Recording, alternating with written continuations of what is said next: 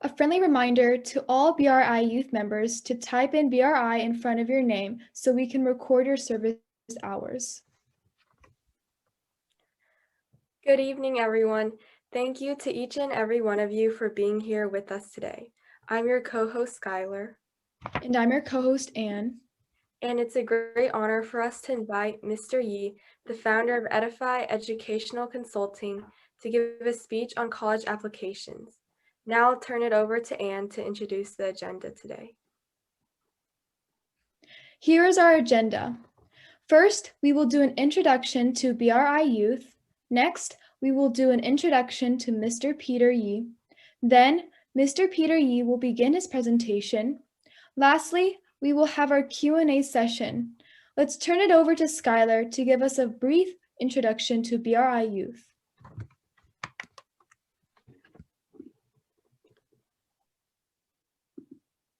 Thank you. BRI Youth is a 501c3 nonprofit organization. It was founded March of last year during the pandemic. Our mission is to involve students in serving the educational and social needs of local communities by providing high-quality online classes and community volunteer services. We are attentive to college admission results and trends because 95% of BRI youth members are high school students, including more than 10 seniors who are graduating this year. This year's pandemic impacts us in all aspects of life, which is shaking up college applications and tests.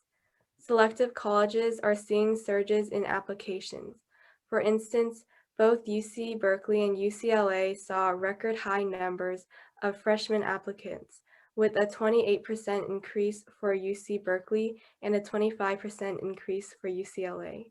In order to better prepare for the college applications this coming winter, it's a great honor for us to invite Mr. Yi, the founder of Edify Educational Consulting, to talk about new trends in college admission, results of the test optional movement, and takeaways from this year's UC decisions. Next, let's have Anne introduce Mr. Yi. Thank you, Skylar.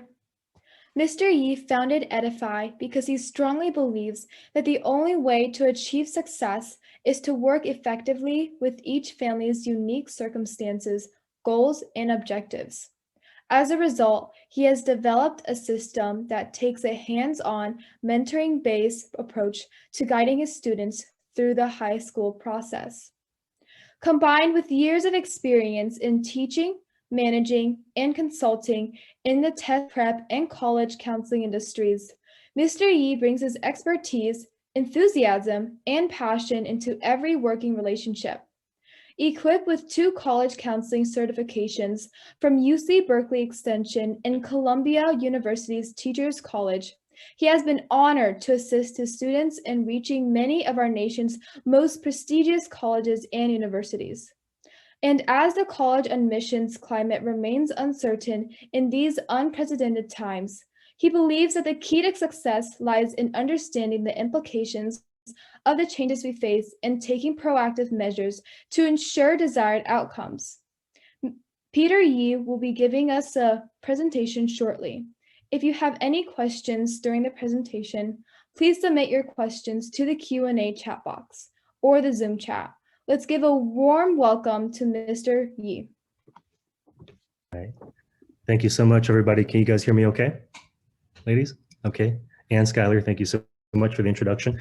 So just before I start my presentation, I want to encourage everybody to go ahead and write their questions in the chat box as you are thinking about them. So later, what I'll do is I'll scroll back and I'll look through the questions and try to answer as many as I can. Okay, so I've got a lot of information to cover with you guys today, and always I look forward to the question and answer period at the end.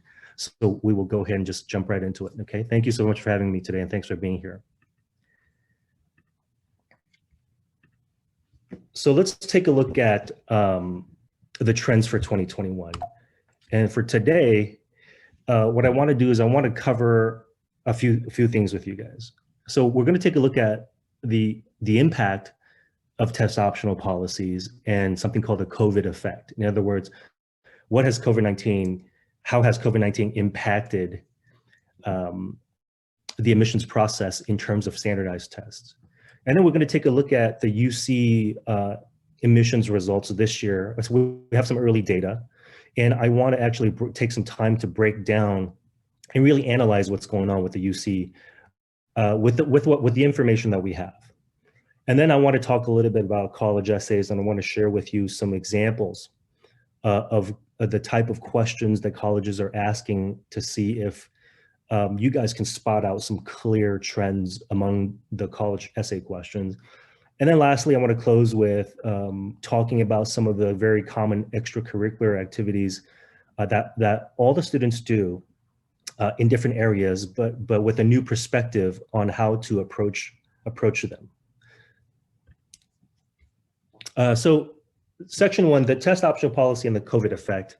I want to give a kind of a basic introduction to what's been happening before the pandemic. Okay, so it looks like a lot of data and a lot of numbers, but it's pretty easy to follow. So before COVID-19, so from years 2014 and 2019, we saw that there was already a growing trend towards being test optional.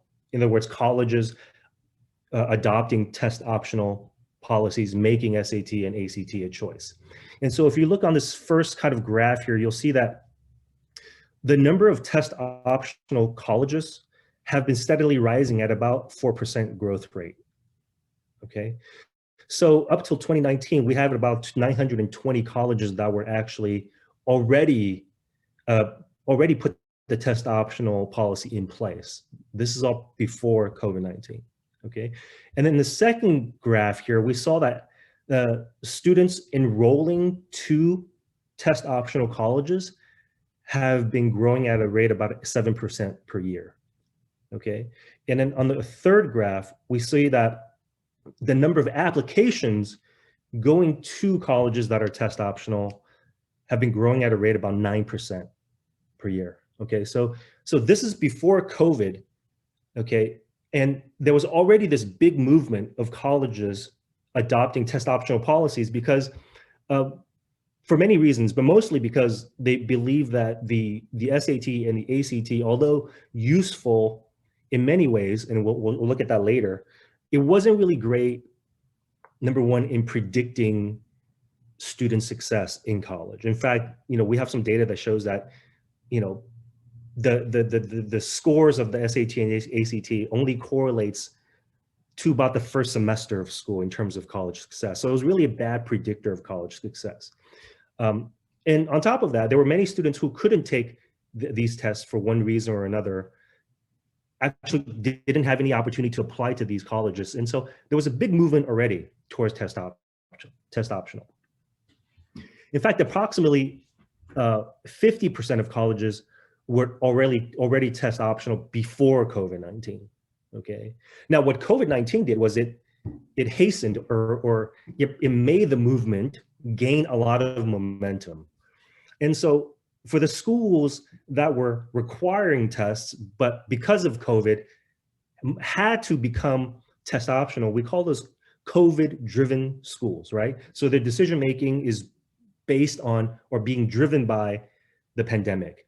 And so in addition to 50% of colleges that were already test optional before, during the pandemic, there was actually an additional 30% of college that moved to test optional during 2020. So that's a big number, right? And so when we're seeing that these colleges, depending on how they wrote their policy, were either going to be test optional permanently or as far as 5 years out. Okay, so some schools say we're going to do it for 1 year. Some schools say with 2, 3. Some schools say 3 to 5. Some schools say it's permanent. Okay, so we'll talk about the implications of that. We'll talk about what I think the long-term effects will be as well. Okay, so that's a little bit of background. So everybody, all the colleges, test optional, especially because most likely they're all going to be test optional this year. They're looking critically at what happens to their admission numbers. So they're paying close attention to how the test optional policy affects, number one, the number of applications they get, and the quality of the applicants they receive, right, year over year, among other things. The data, the tests are actually kind of important, right? Because schools, colleges actually look at SAT and ACT as a way to predict, something called yield. So obviously they're trying to correlate, okay, how many of the students who took tests or submitted test scores, how likely are they to enroll in the school? Okay, that's one. And then also, what type of resources does the college need to have in place to support students in general? And then if they have an SAT or ACT score, they can make a better prediction on what type of support students will need, right? Better correlation for students with test scores. And also something called retaining students. Retaining students is once students come to college, how likely are they to stay through graduation between 4 to 6 years, or really before 6 years, right? So all of those things actually, up till now, college were able to look at the relationship behind the data using ACT and SAT as a data point, right? Because that determines school resources, okay? So the second bullet point here is, even though we see an increasing what we call prevalence, so increasing test optional policies, right? Schools are actually not likely to be completely test blind. In other words, they're not likely to say, hey, no test at all. They're more likely to stay test optional, right? So you're wondering, you might be asking yourself, how come UC is test blind, right? And I'll cover that kind of in the next section on the UCs, okay? So this is a kind of a simple graphic that kind of talks about what, summarizes what I just discussed. So if you look at the first bar here, which is pre-COVID 2019, there was about half of the schools already test optional, right? Pre-COVID, and then half still required tests, okay? And then in fall of 2020, we saw that the half test optional, that 50% we talked about, but that extra 30% showed up as test optional. And there was actually some schools apparently that were still requiring tests, okay? But when the ACT company, test company, surveyed several hundred colleges, the response they got back was pretty interesting, right? So 60 to 70% of schools actually say that they're probably going to be test optional 3 to 5 years or even longer, okay? So I'm sure everybody's looking at the 20 to 30% test required and saying, well, what colleges actually said that they will require the test again at some point in the future? I believe that these schools will also eventually become test optional. So I think the 60 to 70% number will increase, and I think the test required will actually continue to decrease, okay? And then there's another chart. This is an interesting chart. This is showing the number of applications, right? Or the percentage of applications applying to both a test required school and a test optional school. So obviously before the pandemic, if, light blue means test required school, right? Oops, sorry, hold on. Oh, sorry. I need to back up here. Okay. So, before the pandemic, obviously 100% of the students who applied to the test required schools submitted tests. But test optional schools, only about 70% of students submitted test scores, okay? However, when the COVID-19, when the pandemic hit and these schools became test optional, actually, there's only 50% of the students, 50% of the applications to the COVID-driven schools receive test scores. And then 45% of applications to the long-term test optional schools. So about half, right? So across the board, basically, we can infer that regardless of the school, after COVID, if the test was, if they were test optional in place, no matter for how long, they only got about half of the applicants submitting test scores, okay? Now, keep in mind that schools, like I said earlier, rely on ACT and SAT tests throughout different parts of the student's experience at college. So we're more used to the item number 2, which is evaluation, right? We believe that, hey, we need a high SAT or ACT score because we want to have good evaluation. But in fact, schools use that data even before the student applies, or right? The school uses it in step number 1 in their recruiting process. Believe it or not, SAT and ACT company, they sell a lot of your data to colleges. Okay, and so colleges can use that data to make a lot of, draw a lot of conclusions about your possibly your income, socioeconomic status, obviously what area you come from geographically, and if you're an Ivy League school, or they're probably going to try to predict how likely you are to donate money to their school if you get accepted to their school and attend their school. So it actually, those scores start to make an impact before your application even goes out. But after you get to college, what happens is they draw relationships between the test scores and student graduation rates, right? So if the College Board says, okay, Mr. BRI University, I can show you students with these SAT scores that we think will have a high rate of graduation, right? And so you want your kids to have a high rate of graduation because it makes your university look better, right? And so we can sell you and we can provide you that data.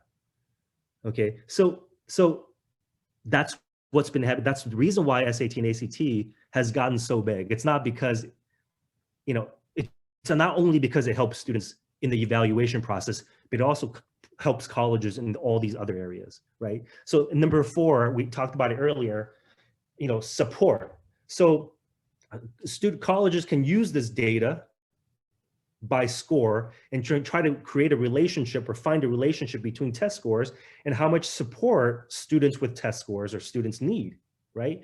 And they could also look at retention and graduation, right? And successful outcomes for students. So they literally can use these scores at every step of your college career, even before you even step foot onto the campus. Okay, so that's some reasons why that you may not have known about, why ACT and SAT have been so well established and they've just gotten so much traction, right, with colleges, is because of the data. So let's take a look at what happened with our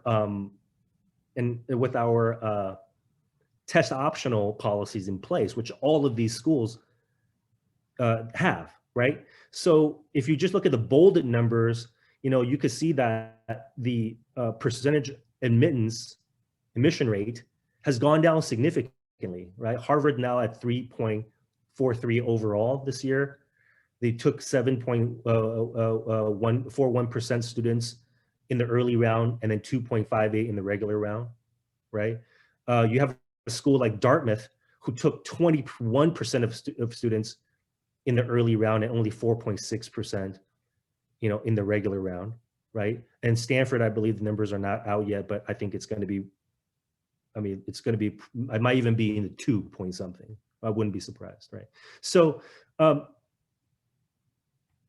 because the test, the ACT and the SAT tests are not required, what it does is it takes away one piece, one hurdle to overcome.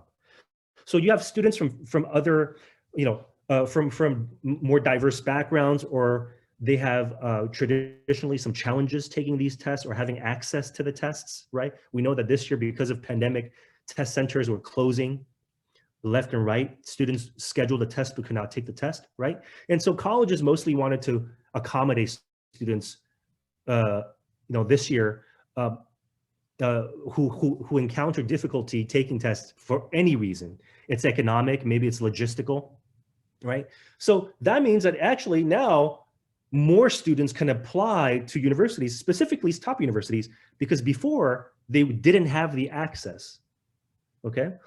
So it doesn't mean that all the extra students are qualified, probably majority of them are not, right? But there'll still be a small percentage of students that will be very qualified, and that's where the extra competition is really coming from.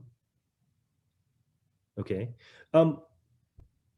so let's take another one. Let's look at the change in application numbers from the same schools, right? So a little bit confusing. Class of 2025, that's the current year.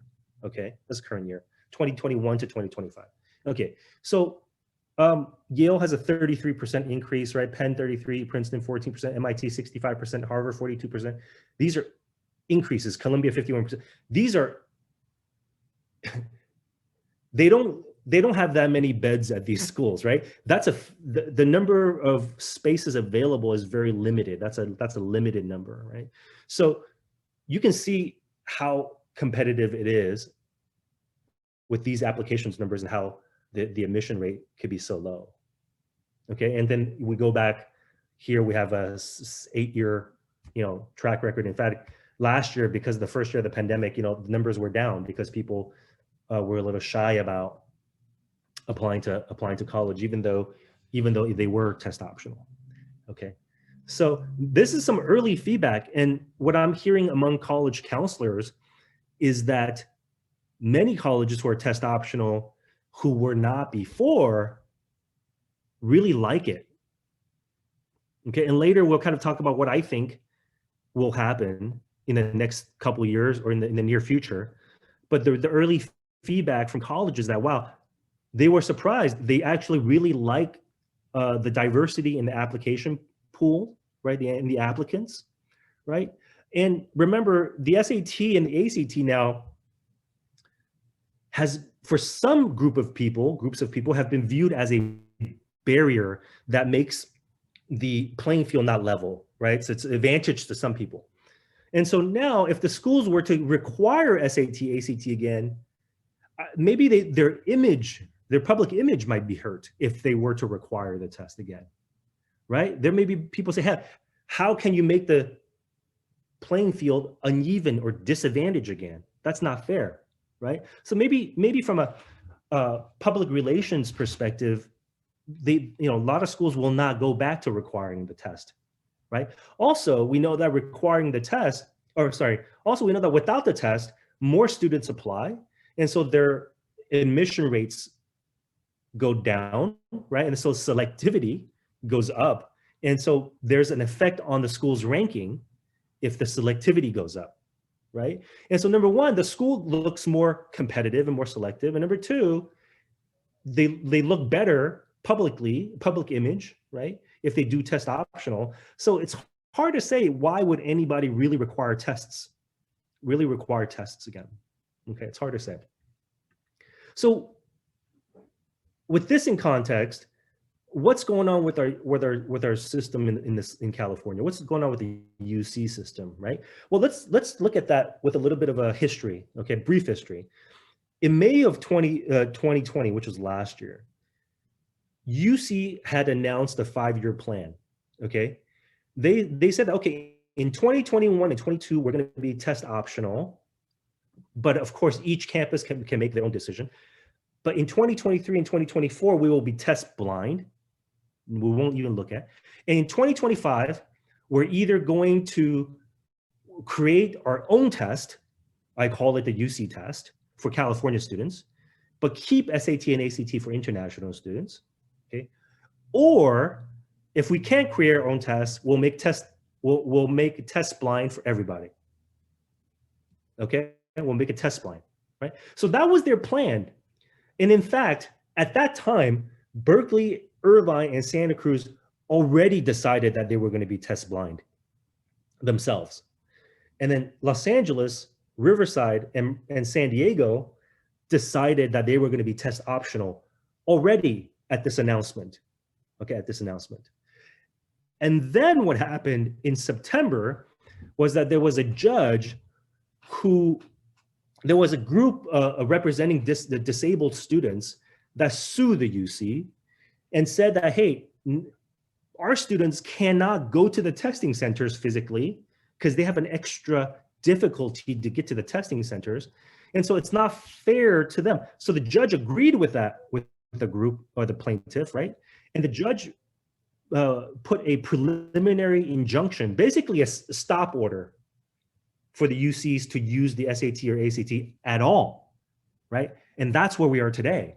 It's not because the UC decided, it was because the judge said, hey, this is not fair to a small group of students. So therefore, for now, I will not allow you to use SAT or ACT for either admission purpose or scholarship purpose. You can still use it if you are for students to meet requirements for the entry-level writing requirement when they come to college, but you cannot use it for admissions or scholarship. That's why if you fill out the UC application, there's still a part that you can put the score in, but it's not going to be used to determine your admissions. Okay, so they're still battling in the court, right? Because I think maybe the UC would like to be test optional. I think they want that choice because they want some data, right? And I think that they do like the test, but legally at this point, we have to see what the outcome of the court case will actually be. Okay. So as of now, all the UCs have said that they will be test blind for fall 2022, which is this coming year, 21-22. Okay. And they will not consider SAT or ACT for admissions and scholarship purposes, mainly because the court case is still pending. It's still ongoing. So the injunction is still in place. The stop order is still in place. Okay. So this year, UC applications, right? Overall, we saw a 16% increase. It was an incredible number. Okay.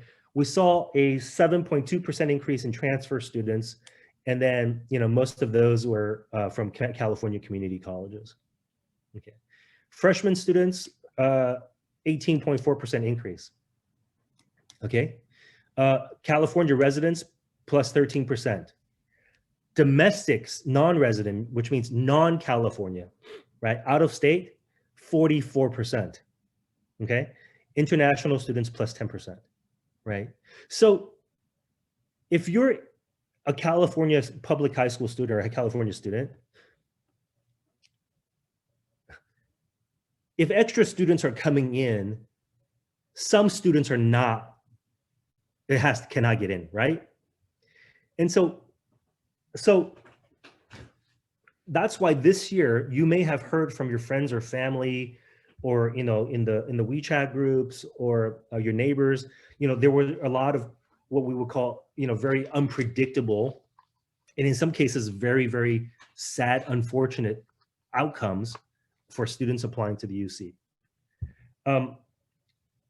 Wanted to give you a graphic of the kind of the ethnic breakdown, if you will, right? Ethnicity, race, okay?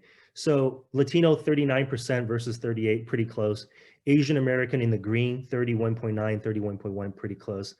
Caucasian, white American, 21, it's up 1%, right? African American, up 0.4%, and then Native American Pacific Islander, okay? So this is kind of similar, right? Kind of similar between the two charts, but I wanted to show you this because I wanted to show you kind of roughly how the ethnicity breaks down in our UC system.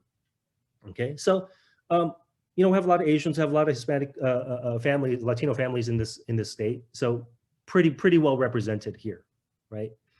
But here's what's interesting: University of California by race. Okay, Latino application actually increased by 12%. Asian American applications increased by 10.7%. White, 18.8. African American, 21.8%. Okay. Pacific Islander, 24.9, or 23.9, 24%, right? Native American, 0.5.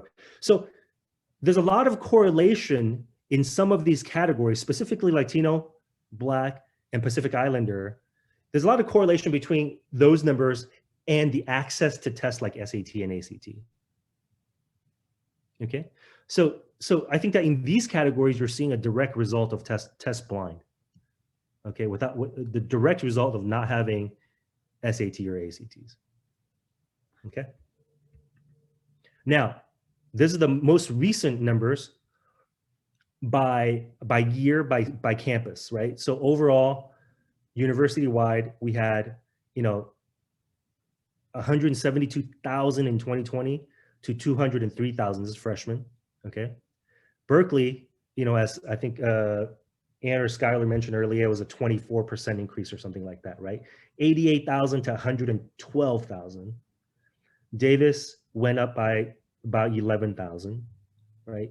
Irvine went up by 10,000, and LA by something crazy, right? Merced, Riverside, San Diego by 18,000, Santa Barbara by 15,000, and Santa Cruz. Okay, these are the latest numbers that we have from the UC that have been reported. We don't have any wait list information. It's a little bit too early because students are still waiting, right? And I know that some of you have some questions about, what about the wait list? Expect them to be really long.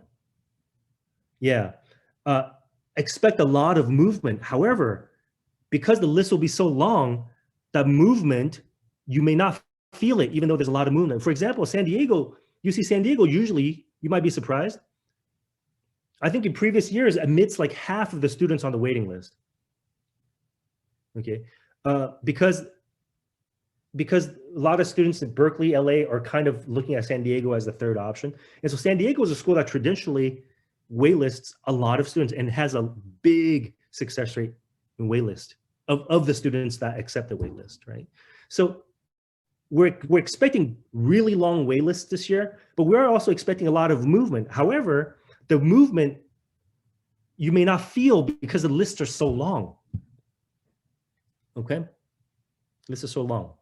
So now I'm gonna give you some scenarios that are actual case examples, and I'll leave this up for a second. This is kind of oversimplifying, so I want to disclose and let you know that obviously there's a lot of other factors that impact the decision, right? For the most part, I try to pick kind of similar profiles, similar students, similar types of schools, okay? So student number one, we have a 4.3 weighted GPA with 4 APs, right? And 2 honors, total of 6 weighted classes. A lot of Medi leadership, okay? Demonstrated passion, waitlisted Santa Cruz, accepted in Davis, waitlisted in Irvine, denied in Santa Barbara, waitlisted San Diego, waitlisted LA, denied in Cal, which is Berkeley, waitlisted in Riverside, accepted in Merced. Okay, so this student is thinking to myself, wow, I have a 4.3 GPA with 6 weighted classes and some pretty good leadership, and I have 2 UCs to choose from, Merced and Davis. Student number 2, 4.43, 8 APs and 4 honors, pretty aggressive, right? A lot of music and math, okay. Accepted at Santa Cruz, Davis, Irvine, waitlisted at Santa Barbara, and San Diego, and UCLA, waitlisted. Okay, Cal, Berkeley accepted, Riverside accepted, and Merced waitlisted, right? Well, you might be thinking to yourself, wow, this kid's 4.43. Why did he or she get 4 waitlists? Right? Why? Okay, we'll talk about why in a little bit. And student number 3 with a 4.17, 4 APs and 4 honors, children's organization, does photography, medium passion. Santa Cruz, accept, Davis, accept, waitlist, Irvine, Santa Barbara, San Diego, denied at LA, accepted at Berkeley, waitlisted at Riverside, accepted at Merced. So if you think about the UCs in the traditional ranking order, Berkeley, LA, San Diego, Davis, Irvine, Santa Barbara, Santa Cruz, Riverside, Merced, if you're thinking about it in that order, if you think that the UC should be ranked in that order, these results mean absolutely nothing, right? They're totally confusing. It makes no sense. Student number 4 has a 4.43 with 9 weighted classes. Okay, music, yes, okay. So demonstrated passion, 2 waitlists, all accepted. What's the difference between that person and number 2? Hard to say. And number 5, student number 5, 3.9 unweighted, right? Should have probably calculated the weighted GPA, but that weighted GPA is going to be somewhere around 4.1, 4.15. Okay. Co-president ASB, volunteer, ACLU summer. Really bad results. Didn't even apply to Merced. Didn't think he needed to, right? Waitlisted at 3 schools and denied at 5. So some schools, depending on the school that this student's at, that probably contributes to that context.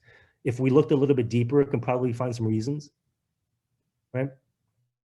But co-president of ASB, so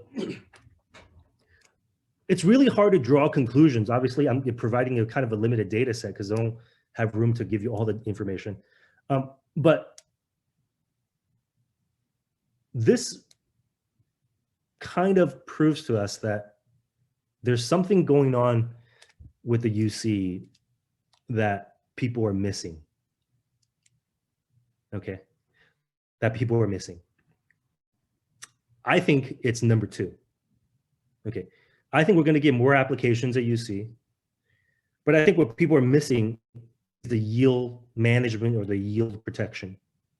Okay, I think people are missing the fact that, and it's terrible because students can't control this, is that if the UC campuses, which has a lot of data from California students or California high schools, historical data, if they do data science and they can predict what type of student will most likely attend the university, or what we call yield to the university upon acceptance, that student is going to get the better outcome. In other words, if you have a 4.2 from Mission San Jose and you go to and you apply to the UCs, and the UCs believe that you are a student based on their data, that will say UC Santa Barbara believes that you will not go to their school if you were accepted, you might not be accepted. You might not just get waitlisted right away, right? So the nightmare stories that I've heard from different colleagues of mine this year is that you ended up with many students who are very well qualified who didn't get into a single UC on their first shot. They were either denied or waitlisted, and some have multiple waitlists. And they're very qualified. We're talking about 4.2, 4.4 students, right? Because they were operating based on the assumption of the rank of the UCs. Well, I will reach for Berkeley and LA. I'll hope to get into 2 of the 4 schools in the middle. And then I don't want to go to Merced and Riverside, I'll just do it as a safety, right? So they applied to 8, and then they got denied in the top 2. They got waitlisted or denied in the middle. And because they were overqualified, maybe at the lower UCs, they were waitlisted right away because of that. So now if the student were not lucky and didn't apply to more schools outside of the UC system, I think the parents probably have a right to be very angry, right? Because that chances are, given the pandemic and given the virtual learning and the unrest, especially with hate crimes targeted against Asian American students, that student most likely will have to go to community college and transfer, right? Which by the way, community colleges now are actually all financially in trouble because the test optional movement encouraged more community college students to apply to 4-year colleges. So City College of San Francisco is one example. Yeah. Ohlone is another example if you're in Fremont, right? Or De Anza. What you may see, if you're thinking about taking summer classes at community college, what you'll find is that there are fewer course offerings this summer than summers before. And it's going to be harder for high school students to take them because they don't have the people and the resources to open those classes up. So all of that is the COVID effect taking in place. So I think there will be more applications. I think that yield protection will be really important. And I think UC long-term will be test optional. Yeah, if they can make it work, I think it will be test optional. Okay. I don't think they'll be test blind, but I don't think they'll require, I think they'll be test optional. Okay. So what that means is that if you're capable of getting a high score, you should probably take the test and give yourself an advantage to any test optional school. But you have to keep in mind that most students who get high scores are sending, and most kids who don't have high scores are not sending. And so even with a high score, it's going to be very competitive, right, among the students who submit test scores. All right. Okay, so let's take a quick look at what the essays look like. Okay, we'll see some trends here. So there's a big change in the personal statement in the Common Application, which is the main application that you use for most colleges that's not a UC. Okay, and there's formerly a number 4 question that has been replaced with a new number 4 question. The old number 4 question is, describe a problem you have solved or a problem that you would like to solve. It can be an intellectual challenge or research or ethical dilemma, anything personally important, okay, no matter the scale, no matter how big, and explain its significance to you and what steps you took or could be taken to identify a solution, right? So you might say, or the pandemic, God, I hope you don't say that, but okay, you say COVID-19, right? You could say hunger, you could say social justice, you could say racial equality, you could say gender equality, and you could write an essay about why that's important to you, both academically or intellectually, right? But see, now that question has been replaced with something like this, or this, exactly. Reflect on something that someone has done for you that has made you happy or thankful in a surprising way. How has this gratitude affected or motivated you, right? And so all of a sudden, the question goes from the brain kind of to the heart, right? It goes from ideas that you may have to feelings that you may have, okay? And so I think that the students' personalities are gonna get extra scrutiny. I think they're going to be looked at a little bit more closely. Okay, let's take a look at some other questions from Johns Hopkins. Founded in the spirit of exploration and discovery, Johns Hopkins believes or encourages students to share their perspectives, develop their interests, and pursue new experiences. Okay, use this space to share something you like the admissions committee to know about you.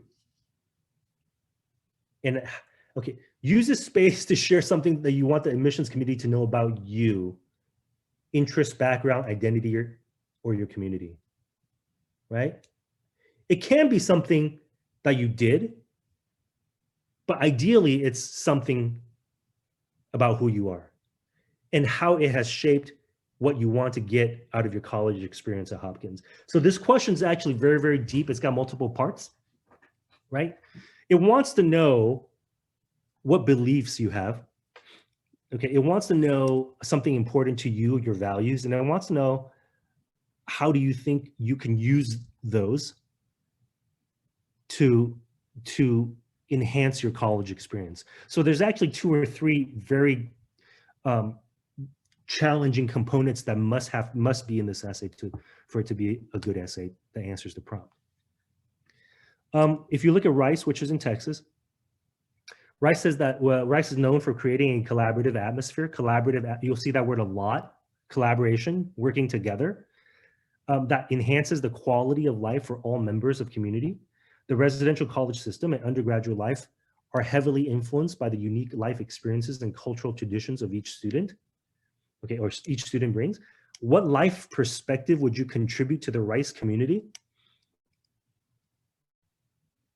I don't think most adults can answer this question, let alone high school students, right? Because it's asking you not only to be aware of what happens in your life, but actually to have already reflected on it and thought about it and have those events in your life shape some sort of thinking that you have? Not only that, once you've discovered that, think about how you can use that to benefit a group of people at this particular school. Okay. Brown says, tell us about a place or community you call home. How has it shaped your perspective? 250 words. And then you will learn as much from your peers outside of the classroom as academic spaces. How will you contribute to the Brown community? So basically, the questions are, one, who are you as a result of where you come from? And then what are you bringing to here? Right? MIT says we bring people together to better the lives of other people. MIT students work to improve their communities in different ways. Okay. From tackling world's biggest challenge to being a good friend. Describe one way in which you have contributed to your community, family, classroom, or neighborhood, etc. Right? Community minded. Okay. Harvard, what would you do to contribute to the lives of your classmates in advancing the mission, which is to educate students to be citizens and citizen leaders in society? So a lot of these questions you'll notice are from the student outward. It's outward. Those are outward, right? Looking to the outside world, looking to make some sort of impact, even though it sounds a little bit cliche, right? And they're looking for a perspective that is outward focused, not inward focused, right? So if you're doing different things in school or in your life, let's think about them in a different way. If you do robotics, or you do future business leaders, or you do HOSA or DECA, I want to encourage you to know, first of all, know what your role is, but know how you fit in to the team, right? Know how you fit into the group as a whole, and know how things connect. Things are connected and roles are connected, okay? But the question you want to ask yourself is, what was your goal when you took on your role? And how do you assess your growth within your role? I bet no one has asked you that question, right?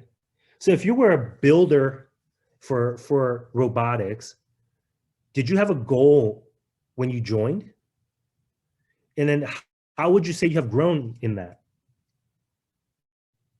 Right? Besides technical input, how did you serve your role to benefit the team as a whole? So besides your technical skill, coding, building, planning, fundraising, how did you benefit the team as a whole?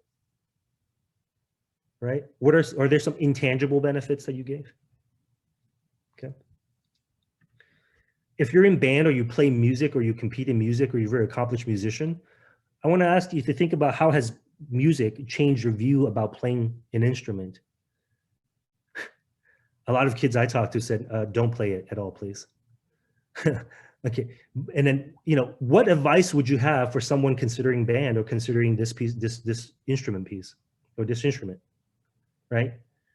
And besides the music that you play, what do you believe is the most important factor in being a successful band as a group?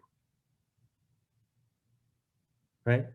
So if I ask you that question, you basically you're not allowed to give me the answer. Just play your piece very well, play your part very well, and be a great percussionist, or play your instrument really well. You're forced to have to think about yourself as one piece of a whole part, right? And if you're in student council, ASB, student government, what's the biggest issue you think your class faces today, right? If you're in that, you probably had a platform, you probably ran elections, or you probably made a speech, right? You probably recorded yourself and put it on the school Instagram or whatever, right? So you should be able to answer the first question pretty easy. Okay, but second one gets harder. How has your role shaped you as a person? Did being a secretary, treasurer, VP, ASB officer shape you in some way to grow? And then what legacy do you wish to leave behind? Okay. If you do volunteer work, you know, BRI, everybody here, all the BRI students, right? Why did you pick this work over others? Well, you might say, well, BRI just made me, they gave me this position. I didn't have a choice. Okay, so you did have a choice because you could have said no. So why did you do it still, right? What is the most interesting thing about your work that others may not know? This is a great question. So if you do volunteer work, FCSN, Asian Liver Center, you know, BRI Youth, you know, Chinese mission trip, whatever it is, what's the most interesting thing about it? Can you talk about it? Can you share some wisdom with someone who's maybe considering it? Would like to know more? Yeah.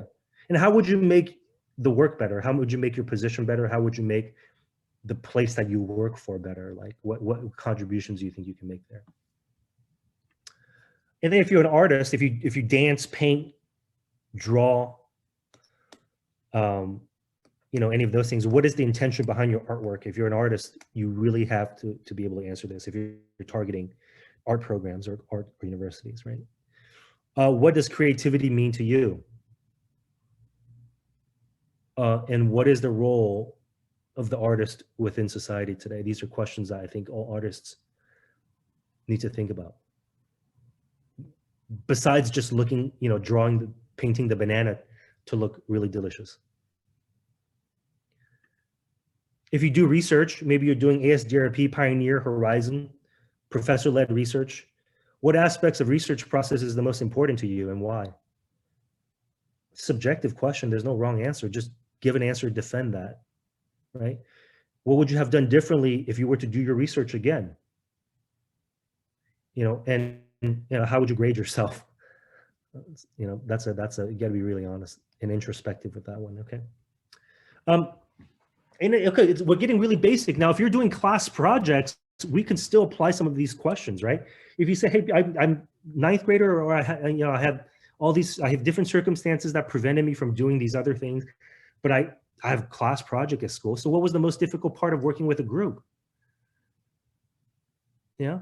How would you ensure how did you ensure the overall success of the project? In other words, how did you contribute in a way that the outcome of the group was positive, right? And then give us an example, good or bad example of a group project experience.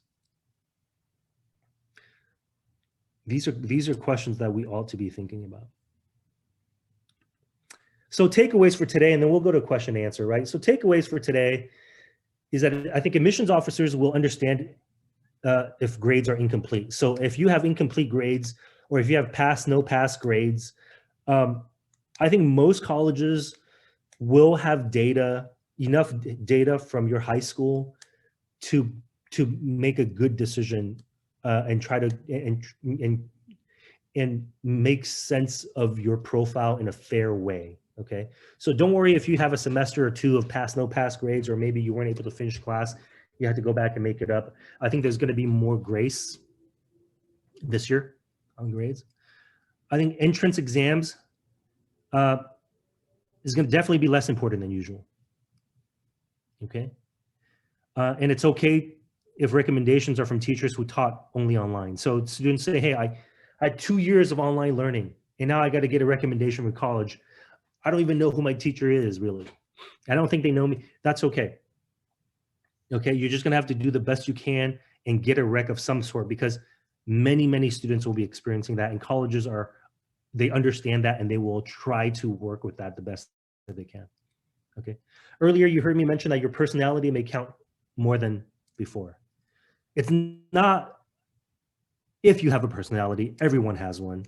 It's actually about how you describe yourself and how you allow yourself to find a voice in your application. Yeah. And I think community involvement, number one, there really should be two. I think community involvement and impact is going to be more important, especially for UCs. That's always been important for UCs. Okay. But I think also self-directed learning. So self-directed,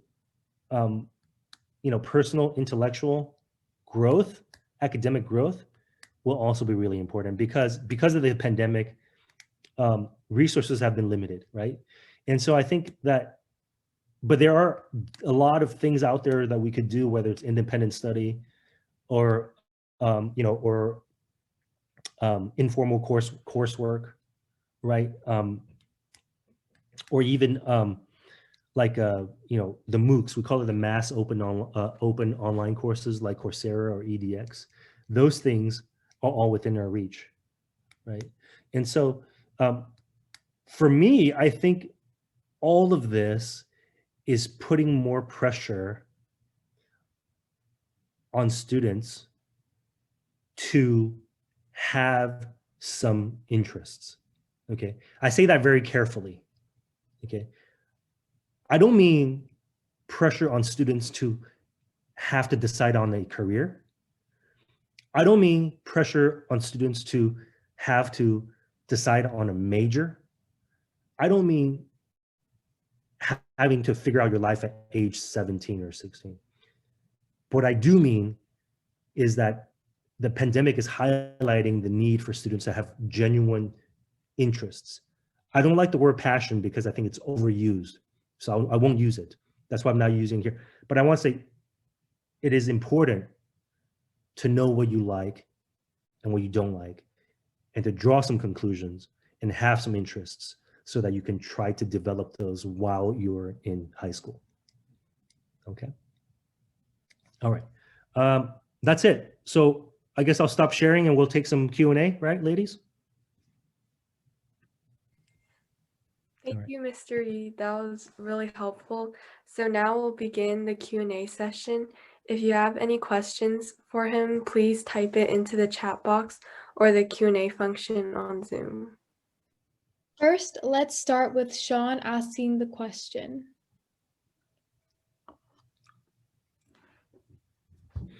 Yeah, hello. So my question is, so how exactly should you choose a suitable major? Well, you give me a hard question first. Okay. Oh. How do you go about choosing a suitable major? What I do with my students is I actually give them an assessment. And so what we do in that assessment, and there are different ones out there, parents can find it online, but I think what you need to do is you have to understand what type of student we're working with, right? Because we all are born with natural inclinations. We have biases. We have stronger skill sets than others. We have different talents. And so I think what we need to do is we need to first understand what type of student we have on our hands, right? So for you, Sean, you have to understand who you are. And so I would encourage you to just look for some assessments. Some of them are free online you can take, where they're not just personality assessment. They're also assessments that looks at how your brain works, how it works with numbers, how it works with, where is that collaboratively. Your personality is a small piece of it. And then what you want to do is you want to have some baseline understanding of who you are. Okay. And then I think what's going to happen is if you find a good one, it'll actually show you and encourage you to pursue some of the things that you are interested in, because most likely things you're interested in are most likely things that you probably have been exposed to and are pretty good at, right? And so what you could do is you can let kind of your natural self dictate that, all right?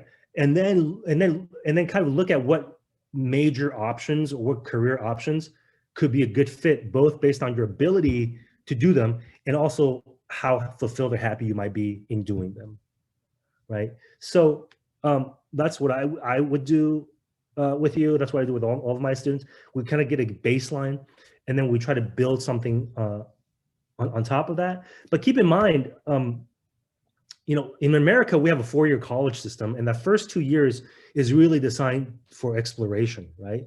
And so there's actually 50 to 70% of students, depending on the college you go to, and this is data driven, actually change their major.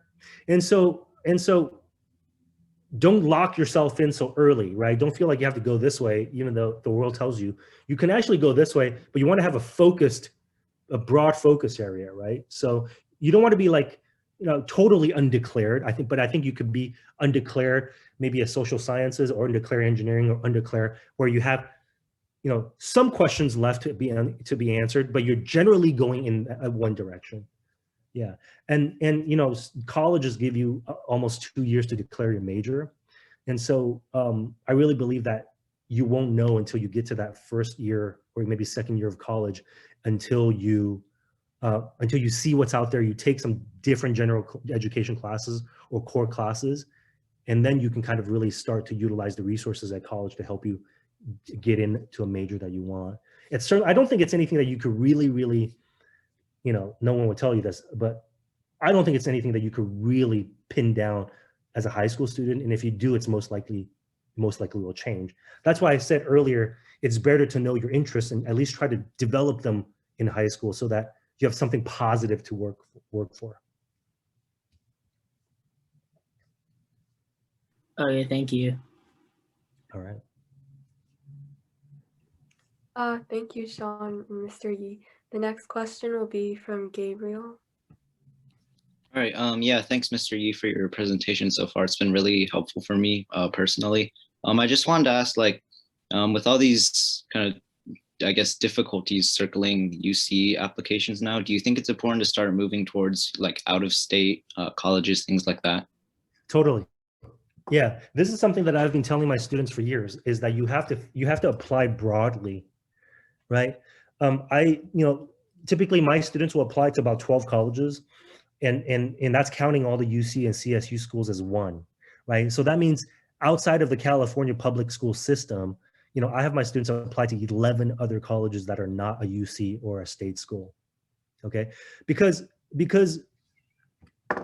there's a lot of things that I didn't share with you today about the college side of the admissions process that makes the application process very, very unfair and subjective to school students, right? And on top of that, we have the pandemic and the test optional, which really, really makes, I think, the college application game, if you will, the most unpredictable it's ever been, right? So if there's ever a time to apply more broadly to colleges, it's now. Yeah. So that means parents have to be more open-minded about non-UC schools and CSU schools, right? Both in-state private schools and out-of-state private and public schools. So absolutely, yeah. Thank you, Gabriel, and thank you, Mr. Yi. So the next question, which is in the question box, is SAT requirements has been changed for all colleges. How many SAT tests is recommended for a student? For example, is it as many as possible like before? Yeah, so I never liked that before. So I never recommended students to take as many as possible before. So I'm definitely not going to recommend that now. But you have to keep in mind that standard SAT and ACT are mostly now neutral or positive, right? So if you have a good score, okay, it's likely to help you a little, but if you have a bad score, it's not supposed to punish you anymore, right? So if you do the right type of preparation, okay, and I used to teach SAT and ACT English and writing, so I worked with a lot of students in that space. If you can seek out some help to find a good, effective studying strategy, you can totally avoid taking it as many times as possible. In fact, statistically, if you take the test 2 times, the second time might be better, but third time and more, we used to have some data that shows that it doesn't actually get better. Yeah. So really it's about knowing how to prepare, and knowing how to prepare, comes with, doing quality diagnostic tests, understanding what your levels are, where your weaknesses are, and then actually picking an optimized plan to prepare.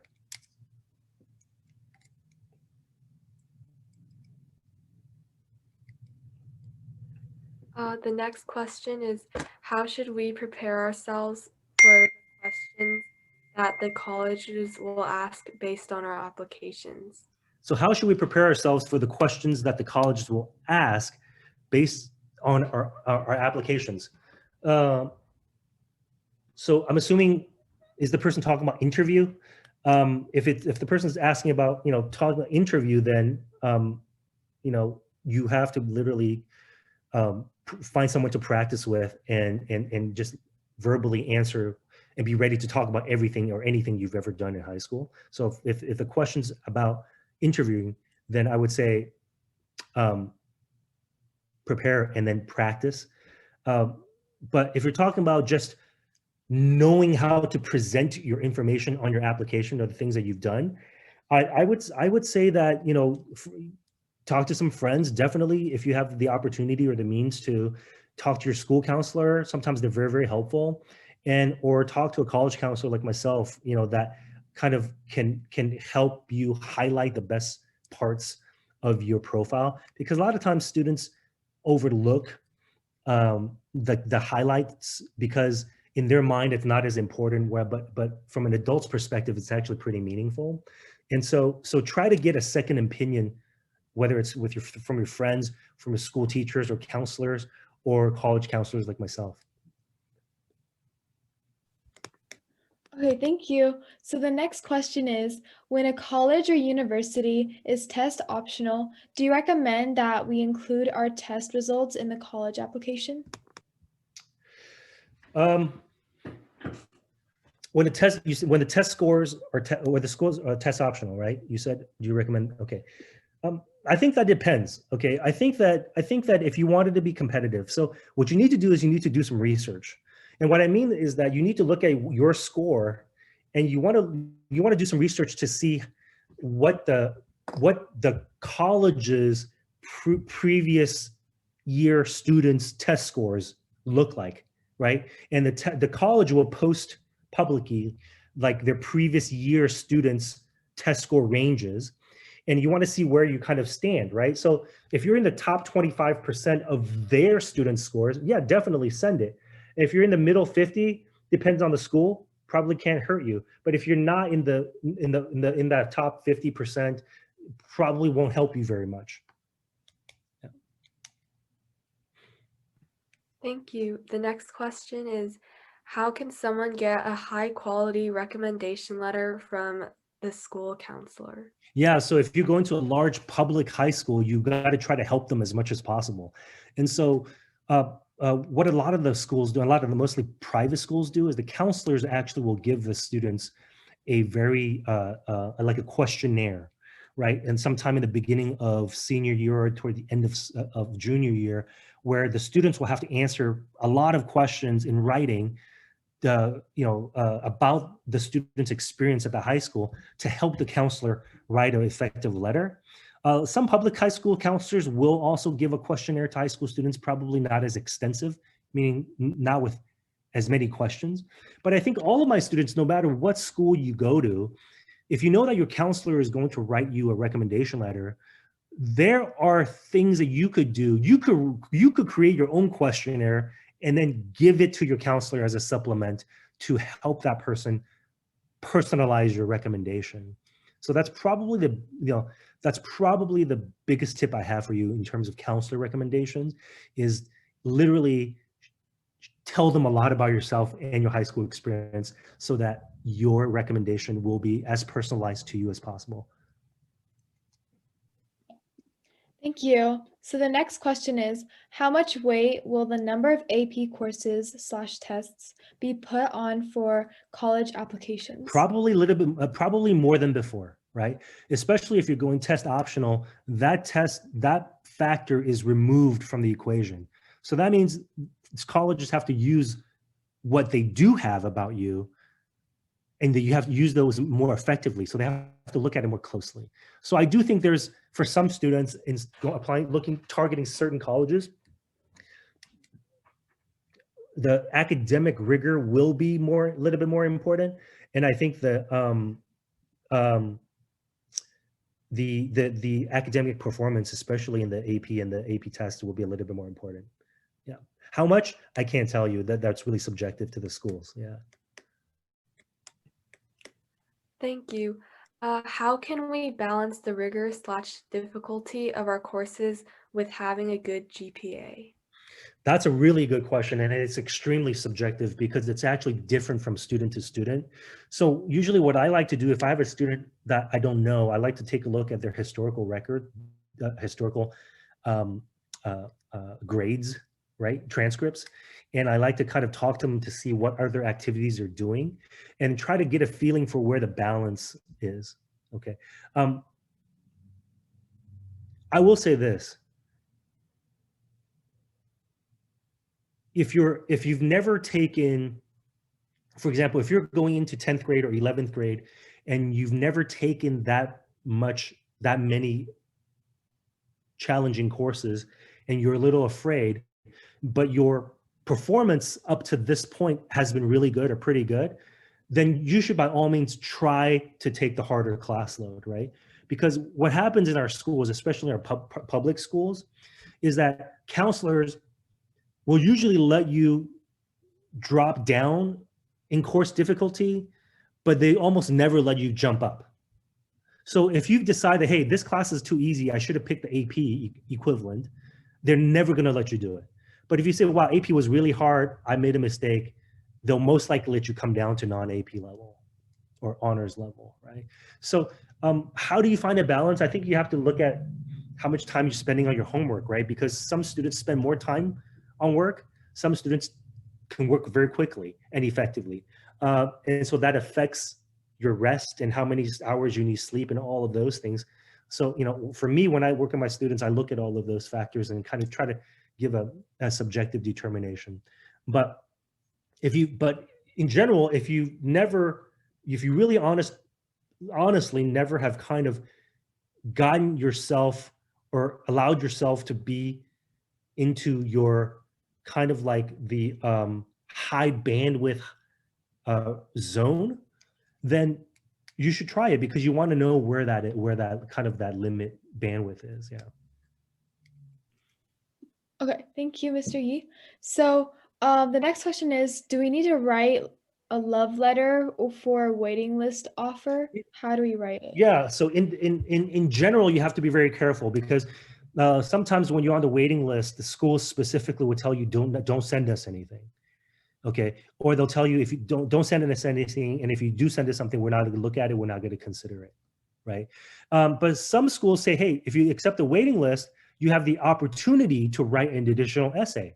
So you can basically use that to give some new information or write a quote unquote love letter to them. Yeah. But if you haven't, like if it's a small school or private school, they'll most likely respond more positively to a love letter. And so you could do that by emailing it directly to the admissions office or directly to the admission officer who's in charge of your territory or region. Thank you. The next question is, if SAT/ACT is optional, will a good test score still be helpful? Yes. Yes, I think that it will, but you know the uncertainty is in the word good, right? What is good? And you know, and earlier I kind of help you define what good might be depending on respective to the school, right? So yes. Mm-hmm. Thank you. So the next question is, how many APs do you recommend to take? Yeah, there's no set number that I recommend because the one thing that all colleges do is they look at what the resources are in your high school. So that means they look at how many APs are actually available, right? And so what you want to do is try to challenge yourself, but not overpower yourself, and try to take full advantage of the resources at your school. And AP classes is a form of resource, is a type of resource. So the more you take, technically the more advantage you're taking of those resources at your school, right? And so, but you know, don't go from no APs to 4 APs. That's probably a big jump, I think, Some students can do it, but not most, right? So it really depends on the school you're coming from and what your goals are for college, I think. Thank you. The next question is, what's your opinion on playing video games?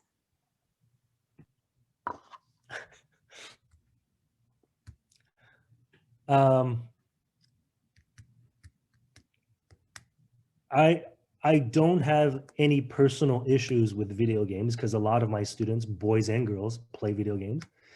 I think that it becomes a problem when our grades suffer and our performance suffers, or we're losing sleep, or we're not getting enough rest, and it's affecting not only our academic performance, but it's also affecting our lives. Okay, so that's when when things like that happen to my students, whether it's video games or sports or club activities or extra classes or classes, like it doesn't matter if it's video games or not. If those things get affected, that's going to be a problem. But I will have to mention this.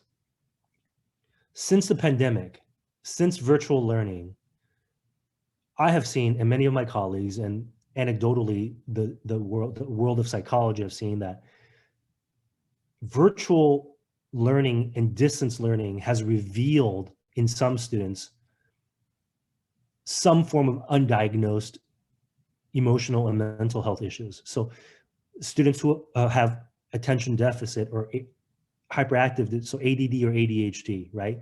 Anxiety or depression, those conditions are made worse by social isolation and through virtual learning. And especially in our students with ADD and ADHD, we know that from a brain science perspective, those students are more likely to become addicted to screen time, and especially video games, because video games are designed to create addictive behavior within the brain.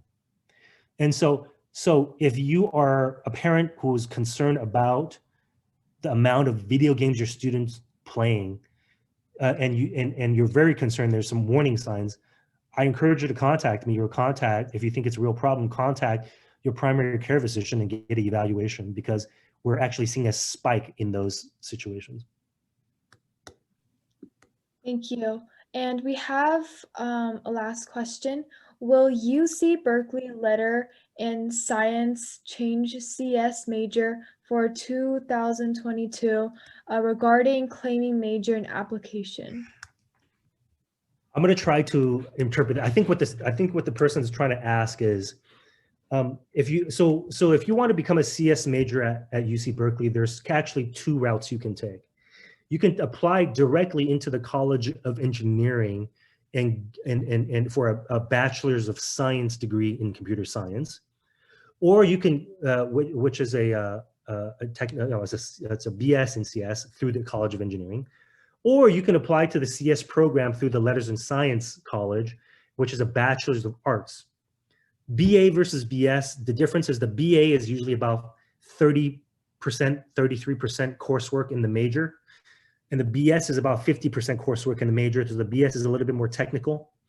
For UC Berkeley, on your application, you can only choose one major and no second major. And so sometimes the students feel like, okay, if I choose the College of Letters and Science and not the College of Engineering, as a non-CS major, I have an easier shot to get to Berkeley University. And then when I get there, I can try to go back into the CS major. It's actually not how it works. But if you're not a CS major at UC Berkeley, you would simply take 3 screening classes. I think it's like data structures, algorithms, something, 3 classes. And if you maintain a 3.3 GPA, which actually is really hard, then you qualify to apply for the major of CS. Both CS degrees, whether it's the BS or the BA, are actually supervised by the College of Engineering. Okay, So even if you get into Berkeley as a non-CS or ethnic studies or Asian American studies or linguistics or whatever the major, there's always a pathway to get to CS, but you have to meet the minimum requirements to even qualify to apply for the major. Oh, thank you. We have one last question. When should we begin to think of and plan for the teacher's recommendation letter, and how? Second half of junior year. So if you're thinking about teacher recommendations for college, what you want to do is you want to ask them sometime around now, this time of year, the spring, and probably February, March. And you do that by simply sending an email to your teacher, or if you're in school, simply walking up to them and asking them. It's a little bit early, but because a lot of teachers have cutoffs, they have limits on how many recommendations they will write. They'll have deadline for when you can ask them. I think what you can do as a junior is around late winter, early spring, you could ask them informally. In this way, you can actually see their reaction, engage how excited or enthusiastic they might be to write the recommendation. Because they might not be very excited, in which case you can change your mind and ask someone else. Okay, thank you. So that was the last question. And is there any more questions that Mr. Yi could answer? If not, then we're gonna end. So probably wait for a few seconds to see Yeah. if it pop up.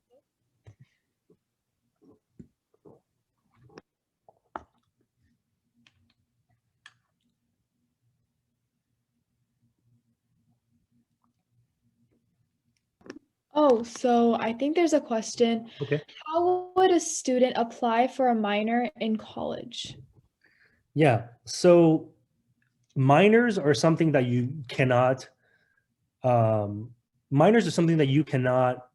indicate on the college application.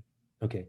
And so in the majority of colleges, usually if you take the required classes in your undergraduate years, you qualify for a minor designation or a minor degree, and they'll just give you that upon graduation. So it's usually not anything that you would even formally apply for. Yeah. So if you took a certain number of courses that qualifies you for a minor, you'll get the minor. Okay. Is there any more questions?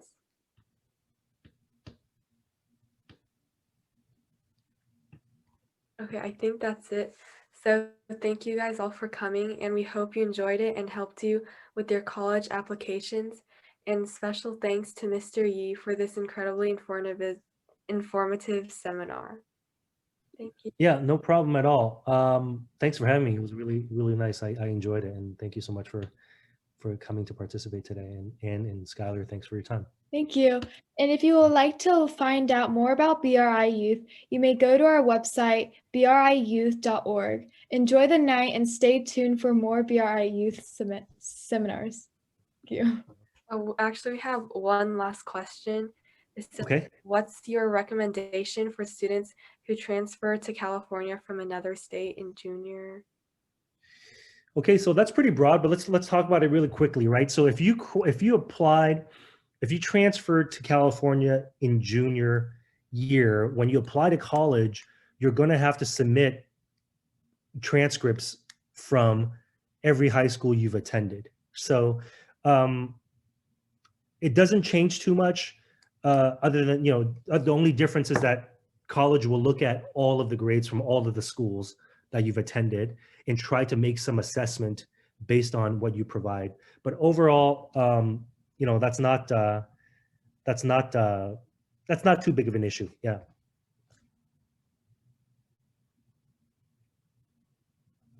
Okay, I think that's all the questions for today. So thank you so much for coming here. We really appreciate it. All right. Thank you. Thank you. Okay, bye. Thank you, Mr. Yi.